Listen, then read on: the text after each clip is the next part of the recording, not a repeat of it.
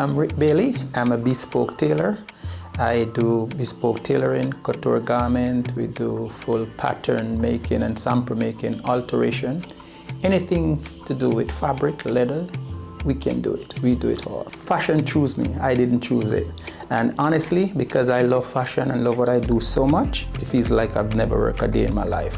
When I say fashion chose me, I was privileged as a young child to hear my two brothers, every day. They're tailors, they're fashion designers just the same, and they were going back and forth. And as a 6-year-old boy, I was sucking up everything. I was listening to them. My brain was like sponge.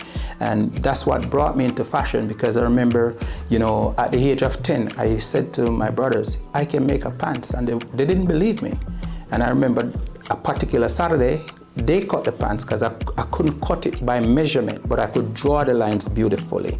And when I follow their instruction, a little of their instruction, and I complete the pants that Saturday, my brother David, who is in Jamaica right now, Michael is in London, they said to me, you are a tailor.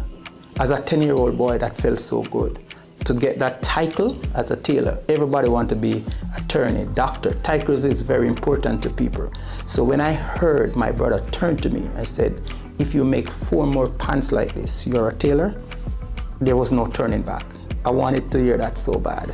And that's what brought me into fashion. For me, when I made the first pants, I figured this is it. This is what I want to do. I enjoy the smell of fabric. I enjoy pressing the pants. I could stay in the tailor shop night and day. And even before my brothers were even tailor, there was a machine at home. So as far back as I can remember myself, I was always playing with the machine, because when my parents, my mom and dad couldn't find me, I was under the machine. It was a pedal machine, we call it, back in those days. And I was under there moving, sitting, moving. I was so small that I could hold under the machine. And that motion, it led me to love 2 things, cars and tailoring. And from my brothers started, my first brother David, he was such an excellent tailor. There is nothing that David couldn't make. He make handbags, he make shoes when I was going to school. He used to make my school shoes. He used to make caps for me. So, what you're looking at here, this is what my dad's living room used to look like. Definitely a legacy indeed, because even my dad, he's not a tailor. My mom don't even know how to string a needle, but my dad was a very fashionable man. He used to have every color suit you could imagine, and he dressed every day. So it's just like, it's a gift for us, we don't know where it came from. I'm happy that David discovered it, because, it worked for us. This is what I do all my life. And my brother Michael in England, David and Michael, they have 2 shops in England. I have an ex-brother in England, Peter. He have a shop for himself there. I have a shop in Jamaica and New Jersey. So we just keep expanding, because for me, when I came, I decided that I'm going to rebrand. And I rebrand my business, RickBaileydesign International. And the first thing I did is buy a globe, because I think with my talent and my skill set, I should be able to reach the world. I was blessed. I think God took the flight with me, and he came off before me and he searched. So I went online and I looked up custom tailoring in Hackensack. And the first name that popped up was Angela Custom Tailoring. I was very intrigued, because traditionally in Jamaica, men offer tailoring. The ladies would do dressmaking or couture garments. So I called her, and when I called her, she said, oh, I'm a whole lady. I'm looking to close the shop. I don't want any tailor. If you are good, you can go to New York. But I was consistent. I said, I want to see the space, because I love my work so much. I didn't see machine for 3 days, only 3 days. And she gave me the address. I went in, and she gave me just a jacket sleeve to shorten. And when I did it, in like 15 minutes, she said, wow, you're a good tailor. And I did wear a jacket that I brought from Jamaica with me. And she leave the shop, she said, I'll soon come back. And she came back with a coffee and the keys to that shop. And she told me, Rick, you can take work, whatever you take, just give me a percentage.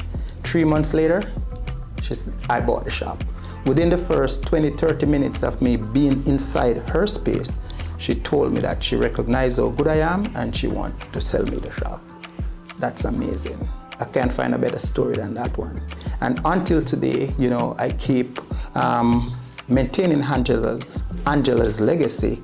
And I told her when we did the transition that I'm going to preserve her legacy but pursue my own goal. New York is the fashion capital of the world, and I believe with my talent, you know, and with my ability, I should be in the big city showcasing my talent and showing the world what I can do. Yes, I had the shop in New Jersey. I had a steady clientele, you know, but I really want to get in the big city. So it so happened that I met Halley a few years ago, and I always stop by him on a Monday whenever I go to the city. And he had a wonderful space, so I kept on asking him to, you know, like rent me a space within his fabric store so I could practice my tailoring. And at first he was not receptive to the idea. It took a while, but eventually I bought some fabric from him to make a suit. And I remember one Monday, I take the suit and I show him, and the shop was very full. And nobody could believe that I made that suit. They all thought it was something that was done overseas, or, you know, I was sending stuff away to get done in factories. And I'm like, no, I make this one. I make it. And at that point, he believed me because I purchased the fabric from him. We went downstairs, we looked, and he showed me a space, and he said, okay, this space, can it work for you? I said, yes, I can make this work. And I moved my machine in, start setting up and everything. And I was treated with a lot of love. Fabric House, it felt like family, you know, it's like my extended family. And from there, the rest is just history. We just keep growing. I was getting work from all over the world because in Manhattan, in New York, being the fashion capital, people come from all over the world. And, you know, I just keep growing from strength to strength. You know, I'm a guy who pivot myself for growth, you know, and what you're looking at now is just a part of my journey. Well, for me, suit is like a challenge. When you can make a well-tailored suit, it's like a distinction in tailoring. And I'm not the guy who settles for average. Whatever I do, I want to be the best. So I didn't want to just make a pants or make a shirt.